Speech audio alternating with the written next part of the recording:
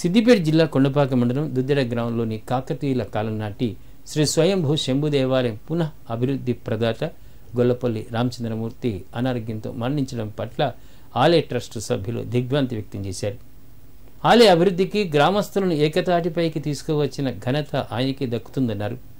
2015న ఆలయ ట్రస్ట్ పేరిట సుమారు 50 కేజీల అన్నప్రసాదం పెట్టలేని స్థితి నుండి నేడు 2023 వరకు 11 క్వింటాళ్ల వరకు ప్రసాద వితరణ జరిపించేంతగా ఆలయం అభివృద్ధికి ముందుకు పోతుందన్నారు. ఆయన అందరినీ వీడి దూరం అవ్వటం జీర్ణించుకోలేకపోతున్నామని అన్నారు. ఈ నెల 7న ఆదివారం రోజున ఆలయ ప్రాంగణంలో గొల్లపల్లి రామచంద్రమూర్తి సంస్మరణ సభ నిర్వహిస్తున్నట్లు తెలిపారు. ప్రతి ఒక్కరూ సభలో పాల్గొని నివాళులు అర్పించాలని కోరారు.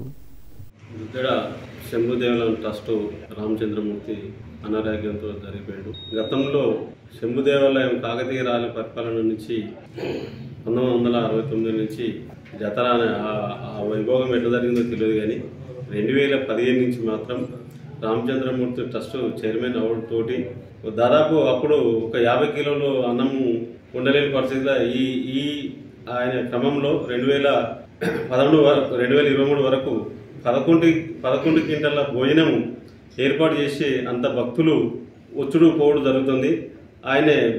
ఆయన తోటి దాదాపు అయిన ఒక 3 కోట్ల అభివృద్ధిలో సెటిల్ చేసుకున్నాము. అదేవిధంగా కళ్యాణ మండపం చేసుకున్నాము. అదేవిధంగా మరియు అది కళ్యాణ మండపము, మినీ ఫంక్షన్ హాలు, మళ్ళీ యాత్ర అదే జరిగింది.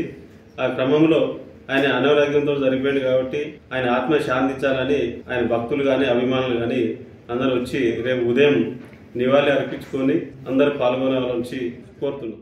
దుద్దెడ గ్రామ స్వయంభూ శంభు దేవాలయ ట్రస్ట్ చైర్మన్ గౌరవనీయులు రామచంద్రమూర్తి గారు పరమపదించిన సందర్భంగా మేమందరం శోక సముద్రంలో మునిగిపోయి ఆయనకు నివాళులు అర్పిస్తూ రేపు ఆదివారం రోజున పొద్దున ఉదయం 7 గంటలకు దుద్దెడ శంభు దేవాలయం దగ్గర 11 గంటలకు ఆయనను స్మరించుకోవడానికి సంస్కరణ సభను నిర్వహించడం జరుగుతుంది. కాబట్టి భక్తులు, అతని అభిమానులు అందరూ పాల్గొని ఆయనకు నివాళులు అర్పిస్తారని కోరుచున్నాం.